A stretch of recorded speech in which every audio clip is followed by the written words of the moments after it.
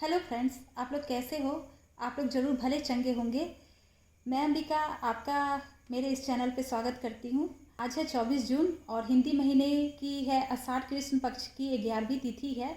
तो आज 24 जून हो गया है और दिन है शुक्रवार। 21 जून को सबसे बड़ा दिन होता है और उसके बाद से दिन छोटा होना शुरू हो जाता है और रातें लंबी होनी शुरू हो जाती है। अभी तो आषाढ़ है और सावन आते आते तक कम से कम 1 घंटा का फ़र्क पड़ जाता है। शाम में 1 घंटा तो 45 मिनट का तो फ़र्क पड़ ही जाता है। जैसे अभी 6:45 जितना अंधेरा होता है उस समय 6:45 उतना अंधेरा होना शुरू हो जाता है। तो कल मैंने कुछ वीडियो बनाया था तो उसका क्लिप आपके साथ शेयर करती हूँ। यह जो मैं ग्लव्स हाथ में डाल रही हूँ यह बिल्कुल नया है, परसों ही आया है। इसे मैंने ऑर्डर किया था। इससे पहले भी आपने देखा होगा कि मैं कई तरह का ग्लव्स इस्तेमाल कर चुकी हूँ और यह एक दूसरे तरह का ग्लव्स है, क्योंकि मैं कई तरह का मैंने वो मेरे ग्लव्स अब ख़राब हो चुके हैं तो मुझे एक नया ग्लव्स चाहिए था। तो इस बार मैं कुछ दूसरा इस बार मैंने अलग टाइप का ग्लव्स मंगवाया, क्योंकि मैं एक्सपीरियंस करके देख रही हूँ जो कौन सा ऐसा ग्लव्स है जो जिससे मैं बिल्कुल कंफर्टेबल होकर काम कर सकूँ और वो लॉन्ग लास्टिंग हो, ज़्यादा समय तक चले, जिससे मैं हर तरह का काम कर सकूँ। तो 3-4 का तो मैंने एक्सपीरियंस कर लिया है, अब यह एक और मंगाया है। तो इसे मैंने जब हाथों में डाला ना तो मुझे लगा कि अब तक का ये सबसे अच्छा ग्लव्स है। इसे पहन के मैं बहुत सारे काम आसानी से कर पा रही थी। इसे पहन के सबसे पहले मैंने कल केला कट किया, तो केला जब मैंने छीला तो इजीली कर पा रही थी। यह जो ग्लव्स है ये मीडियम साइज में ही है, तो मैंने इसमें स्मॉल साइज खोजा पर इस ब्रांड का, इस मटेरियल का स्मॉल साइज में नहीं था, मीडियम ही था। तो मुझे लगा कि यह लेडीज़ के लिए ही होगा, पर यह हाथों में थोड़ा सा बड़ा आ रहा था।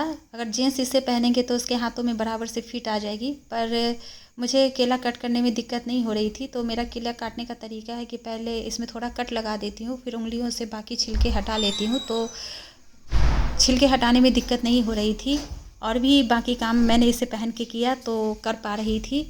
केला का रस ऐसा होता है कि हाथ में लग जाए चाहे कपड़े में लग जाए तो दाग पकड़ लेता है। मेरे हाथ में तो बहुत ही जल्दी पकड़ लेता है, मेरे उंगली में तो बहुत जल्दी ही इसका दाग पकड़ लेता है। केला हो, अनार हो, मेहंदी हो। इधर तो मुझे लग रहा था कि मेरा प्रॉब्लम और बढ़ गया है, क्योंकि अ, बालू छू लो, मिट्टी छू लो, सीमेंट छू लो, उसके बाद से उंगली तो ऐसी हो जा रही थी कि लग रहा था कि अब ज़्यादा दिन इग्नोर करना सही नहीं रहेगा, डॉक्टर से कंसल्ट कर ही लेना चाहिए। हमारे एक पहचान के डॉक्टर है, उन्हें फ़ोन लगाया तो उन्होंने कहा कि आज वो जा रहे हैं हिल स्टेशन घूमने। तो उन्होंने फ़िलहाल एक क्रीम बता दिया, कहा कि यह लगा के देखें, अगर ठीक हो जाता है तो ठीक है, नहीं तो फिर कुछ दवा खाने को दिया जाएगा। तो उन्होंने मुझे यह वाला क्रीम दिया है। इसका नाम है हाइड्रोमैक्स सिटी। तो मैं इसे लगा रही हूँ। उन्होंने कहा है कि 2-2 घंटा पे लगाते रहने के लिए। इसकी कीमत है 280 रुपये। मैं 2-2 घंटा पे लगा रही हूँ। फिर भी आपको मेरी उंगली कहीं कहीं काली कटी फटी नज़र आ रही होगी, रफ़ हो जाती है स्किन। और फिर प्रिकॉशन भी ले रही हूँ, ग्लव्स मंगवा लिया है। अब बिल्कुल जो भी केला, अनार जाए, थोड़ा बहुत जो मैं बगैर ग्लव्स का भी थोड़ा बहुत कर लेती थी, तो इसी ग्लव्स से काम कर रही हूँ। ये जो ग्लव्स है ना, ये अच्छा लग रहा है इससे काम करने में।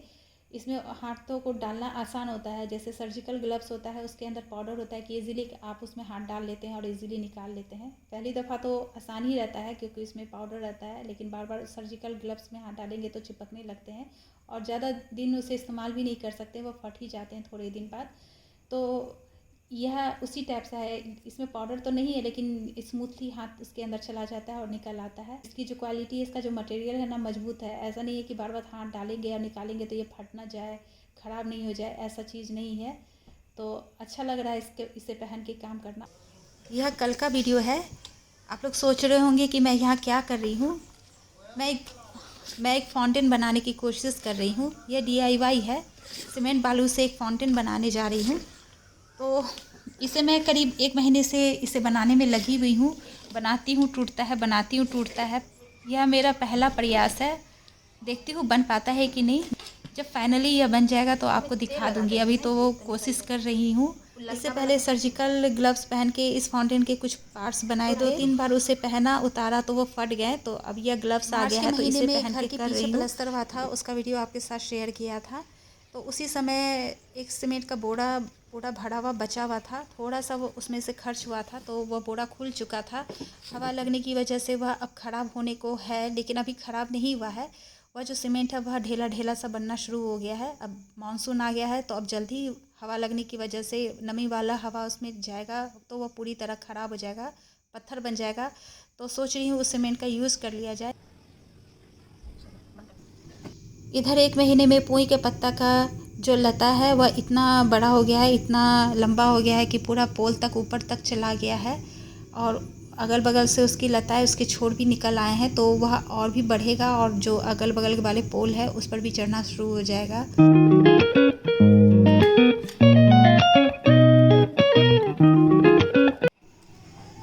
यह जो थाली है, इस थाली में है चावल, सोयाबड़ी के कोफ्ते और सलाद। अब जो मौसम चेंज हुआ है ना, मानसून आया है, तो अब रोज़ के जो खाने हैं उससे हटकर कुछ खाने का मन होता है, तो इसलिए सोयाबड़ी के कोफ्ते बनाए हैं हमने, बहुत दिनों बाद बनाया है। इस सोयाबड़ी की रेसिपी की मैंने वीडियो बनाई है, इसे अपने रेसिपी वाले वीडियो पे अपलोड किया है, तो उसका वीडियो मैं आपके साथ शेयर करती हूँ। हेलो फ्रेंड्स, आज हम एक बेहद स्वादिष्ट सब्जी बनाने जा रहे हैं। यह है सोयाबीन के कोफ्ते। यह इतने स्वादिष्ट होते हैं कि यदि आपको सोयाबीन की सब्ज़ी ना भी पसंद आती हो तो भी इस सब्ज़ी को आप उंगली चाट कर खाएंगे, क्योंकि यह बेहद स्वादिष्ट होते हैं। तो इस रेसिपी को हम बनाना स्टार्ट करते हैं। इसके लिए हम 2 कप सोया चंक्स को एक बर्तन में डालते हैं। कोई सा भी सोया चंक्स ले सकते हैं, बड़े साइज वाला या छोटे साइज वाला, और 2 गिलास इसमें खौलता हुआ पानी डाल देते हैं। इसे ढककर कुछ घंटे के लिए फूलने के लिए छोड़ देते हैं। 3 घंटे हो गए हैं, ये अच्छी तरह फूल गए हैं। इसे हम दाब के देख रहे हैं तो ये अंदर तक मुलायम हो चुके हैं पूरी तरह। अब हम इसे हाथों से निचोड़ कर इसे एक बर्तन में डालते जाएंगे। सारे बड़ियों को हमें अच्छी तरह से इसके पानी को हाथों से निचोड़ कर एक बर्तन में डालते जाना है। अगर हमें बड़ियों को जल्दी फुलाना हो, समय ना हो कि हम इसे 3 घंटे के लिए पानी में फूलने के लिए छोड़ सकें, तो इन बड़ियों को हम पानी में डालकर इसे 2 उबाल आने तक उबालेंगे। इसके बाद फिर इसे ढककर छोड़ देंगे और हम 5 मिनट बाद उस गर्म पानी को हटा के इसमें ठंडा पानी डाल देंगे और फिर इसे निचोड़ेंगे। गर्म पानी रहेगा, निचोड़ेंगे तो हमारे हाथ जलेंगे, इसलिए हम इसमें ठंडा पानी डाल देंगे। उसके बाद हम इसे हाथों से अच्छे से दाब दाब के निचोड़ कर इन बड़ियों को हम अलग बर्तन में रखते जाएंगे। और इन सभी बड़ियों के पानी को हमने निचोड़ लिया है और ये रहा पानी। पानी को फेंकेंगे नहीं, इस पानी का इस्तेमाल ग्रेवी में कर लेंगे, इसमें पोषक तत्व हैं। हम इन बड़ियों को ग्राइंड करेंगे, तो एक ग्राइंडर जार में हम इन बड़ियों को डाल देते हैं। साथ ही डाल देते हैं हरी मिर्च, जितना तीखापन पसंद हो उस हिसाब से हरी मिर्च लें। तो यहाँ हमने 5 हरी मिर्च ली है और 10 से 12 लहसुन की कलियाँ हैं, इसे भी इसमें डाल देते हैं। यदि आप लाल मिर्च पसंद करते हो तो लाल मिर्च भी ले सकते हैं। हमें इसे बारीक पीसना है, इसे हमें अच्छे से ग्राइंड करना है ताकि यह स्मूथ हो जाए, यह पेस्ट की तरह हो जाए। ज़्यादा से ज़्यादा इसे ग्राइंड कर लेंगे, जितना हो सके ग्राइंड करेंगे। और हाँ, जब हम ग्राइंड करेंगे तो इसमें हम पानी नहीं डालेंगे, बगैर पानी डाले ही इसे हम चलाएंगे। और बीच बीच में ढक्कन हटा कर हम मिक्सी को बंद करके इसे चम्मच से ऊपर नीचे करके चलाएंगे। तो बार बार इसी तरह करेंगे तो यह अच्छे से पीस जाएगा, यह स्मूथ हो जाएगा। देखिए ये अच्छा सा स्मूथ हो गया है। इसे हम दाब रहे हैं हाथों से, इसके लड्डू बना रहे हैं, तो ये बन रहे हैं, बिखर नहीं रहे हैं। ऐसा ही हमें चाहिए। इसे हम निकाल लेते हैं एक बर्तन में। हमारा एक बड़े साइज का प्याज है, इसे हमने बारीक काटा है। ध्यान रहे कि प्याज हमें बारीक काटना है, नहीं तो इसकी बाइंडिंग होने में दिक्कत हो जाएगी, यह बिखरने लगेंगे। और अब हम डाल देते हैं धनिया पत्ता। धनिया पत्ता 100 ग्राम है, इसके डंठल को नहीं हटाया है, पत्ते समेत डंठल को भी हमने बारीक काटा है। ध्यान रहे बारीक से बारीक काटना है, नहीं तो जब हम इसके गोले बनाएंगे, गोल गोल करेंगे तो यह शेप नहीं लेगा। तो हमें पत्ते और प्याज को बारीक से बारीक काट लेना है। अब हम इसमें एक बड़ा चम्मच ऊपर तक भर कर डाल रहे हैं कॉर्नफ्लोर, यह बाइंडिंग का काम करेगा। यदि कॉर्नफ्लोर ना हो तो हम एक बड़ा चम्मच बेसन या एक बड़े साइज का उबले हुए आलू ले सकते हैं, जो कि बाइंडिंग का काम करेगा। डाल देते हैं नमक स्वादानुसार और थोड़ी सी हल्दी। हाथों से मैश करेंगे, इसे मिला लेंगे। यदि धनिया पत्ता हो तो इसमें ज़रूर डालें, इससे इसका टेस्ट अच्छा आता है। कढ़ाई में हमने फ्राई होने जितना तेल डाला है, अब हमें इसे फ्राई करना है। तो तेल हमारा मीडियम से थोड़ा तेज़ गर्म हो चुका है। अब हम इसमें डालते हैं कोफ्ते। यदि आपको ऐसा शेप देने में दिक्कत हो रही हो तो आप पेड़े जैसा शेप दे दें, जैसे कबाब होते हैं वैसा शेप दे दें। और यदि आपको इसकी प्रैक्टिस नहीं है ऐसा शेप देने की, तो सारे कोफ्ते को पहले एक साथ शेप दे दें, गोल गोल कर लें, तो उसके बाद छानना शुरू करें। तो मैं हाथ से गोल गोल करते जा रही हूँ और एक एक इसे डालते जा रही हूँ। हम एक बार में सारा नहीं डालेंगे, पहले हम थोड़ा सा 1 2 3 डालकर देखेंगे, चेक करेंगे कि यह तेल में जाने के बाद टूट तो नहीं रहे हैं। अगर यह टूटने लगे तो समझिए कि कॉर्नफ्लोर की कमी है, तो इसमें हम कॉर्नफ्लोर और थोड़ा सा मिलाकर फिर इसे फ्राई करेंगे। फिर भी अगर टूट रहे हो तो थोड़ा सा कॉर्नफ्लोर और डाल दें। हमने जो कॉर्नफ्लोर डाला है यह सही है, यह नहीं टूट रहे हैं। अगर कॉर्नफ्लोर ज़्यादा पड़ जाता है तो यह सख्त हो जाते हैं। तेल भी एक बार में जितना जाए उतना ही डालेंगे और इसे हम चला चला के चारों तरफ से गोल्डन कर लेंगे। तो हम देख रहे हैं चारों तरफ से ये बराबर गोल्डन हो गए हैं। अब हम इसे निकाल लेते हैं।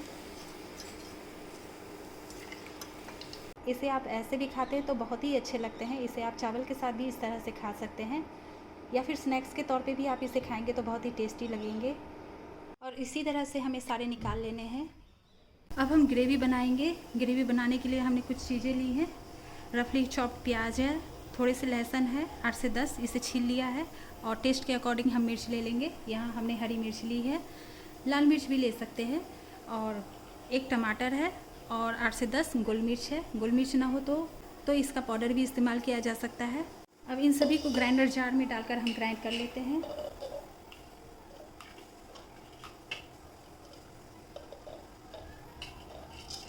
इसमें थोड़ा सा पानी डालकर इसका स्मूथ पेस्ट तैयार कर लेंगे। ग्रेवी बनाने के लिए कढ़ाई में 2 बड़े चम्मच के अंदाज से तेल डालते हैं। तेल गरम होने लगे तो इसमें हम 1 चम्मच जीरा डाल देते हैं, 2 तेज़पत्ता डाल देते हैं। हम इसमें पेस्ट डाल देते हैं और इसे चलाएंगे। यह आधा भून चुका है। अब हम इसमें स्वादानुसार नमक डाल देते हैं। ध्यान रहे कि हमारे कोफ्ते में भी नमक है, इसलिए हल्के नमक डालेंगे। थोड़ी सी हल्दी 1/4 चम्मच है, डाल देते हैं। धनिया पाउडर थोड़ा सा डाल रहे हैं, या आधा चम्मच है। आप चाहे तो 1 चम्मच भी ले सकते हैं, जैसा आपको पसंद हो। इसे हम मीडियम फ्लेम पे भूनेंगे। जब शुरू में हमने इस मसाले को डाला था तो 30 सेकंड तक हमारा फ्लेम हाई था। इसके बाद अब हम मीडियम से लो फ्लेम पे ही मसाले को भूनेंगे। इससे मसाले का टेस्ट अच्छा आता है। हम इसे चलाते रहेंगे क्योंकि यह पानी लगभग सूखने को है और अब तेल छोड़ने को है। देख रहे हैं हम यहाँ कि हमारे मसाले तेल छोड़ने लगे हैं। अब हम इसमें पानी डाल के इसकी ग्रेवी तैयार कर लेते हैं। तो यह जो हमारा पानी था इसे ही हम डाल देते हैं इसमें। आपको जैसा पतला चाहे गाढ़ा जितना पसंद हो, जैसा पसंद हो उस हिसाब से पानी डालें। अब फ्लेम तेज करके इसमें उबाल आने देते हैं। इसमें उबाल आना शुरू हो गया है तो इसमें हम 1 छोटा चौथाई चम्मच डाल देते हैं गरम मसाला। दही या कसूरी मेथी हमने इसलिए नहीं डाला कि इससे ज़्यादा स्पाइसी हो जाता है। अगर आपको पसंद हो तो वह डाल सकते हैं ग्रेवी में। और यह अच्छी तरह से खौलने लगा है तो इसमें हम एक एक करके कोफ्ते डालते जाते हैं। आराम से धीरे धीरे डालेंगे।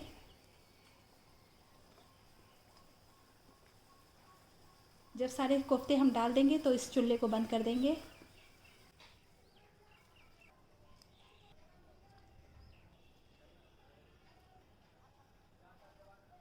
अब हम इसे ढक देते हैं और 5 मिनट तक इसे यूं ही ढका रहने देंगे। जो बॉल है उसमें रस एब्जॉर्ब हो जाएगा और 5 मिनट बाद यह खाने के लिए रेडी हो जाएगा। हम इसकी प्लेटिंग कर लेते हैं और ऊपर से डाल देते हैं ग्रेवी। इसे रोटी, चपाती, चावल किसी के साथ भी खा सकते हैं, अच्छी लगती है। तो आपको मेरी यह रेसिपी कैसी लगी ज़रूर कमेंट करके बताइएगा। यह जो मैंने सब्ज़ी बताई इसकी ग्रेवी में यदि आप क्रीम डाल देते हैं तो इसका टेस्ट और भी नॉनवेज जैसा हो जाएगा। वैसे भी सोयाबीन की सब्ज़ी का जो टेक्सचर होता है वह नॉनवेज जैसा होता है, तो क्रीम डाल देने से और भी यह नॉनवेज जैसा लगने लगेगा।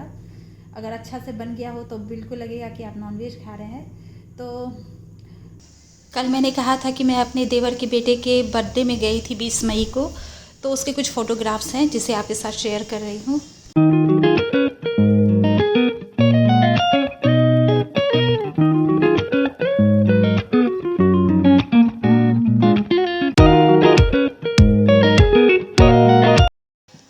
और बर्थडे के लिए मेरे ननद नंदोई कोई बेंगलोर से आए थे, कोई मुंगेर से आए थे, कोई कलकत्ता से आए थे। तो इन लोग आए थे बर्थडे अटेंड करने।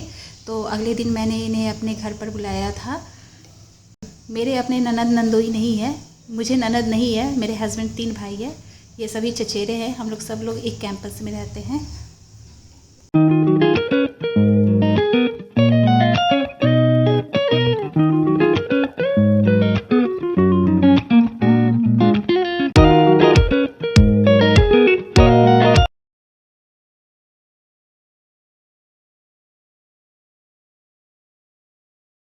अब मैं चलती हूँ और चलने के साथ आपके साथ एक न्यूज़ शेयर करना चाहती हूँ। आज पेपर में मैं पढ़ रही थी।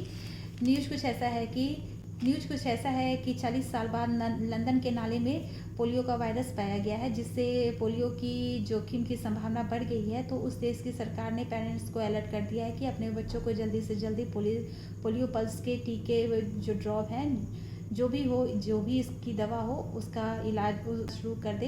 इधर कुछ दिनों से न्यूज़ में भी आ रहा है कि भारत में भी पोलियो के कुछ केस देखे गए हैं। तो भारत सरकार फिर से जाग गई है, जागरूक हो गई है। भारत सरकार ने भी फिर से अपने वॉलेंटियर को है ना जगह जगह पे खड़ा कर दिया है। बस स्टॉप पे, रेलवे में, हर जगह पोलियो की ड्रॉप्स दी जा रही है। तो इसी न्यूज़ के साथ मैं अपना वीडियो एंड करती हूँ। अगले वीडियो में मैं फिर आपसे मिलूँगी। तब तक आप स्वस्थ रहें, मस्त रहें।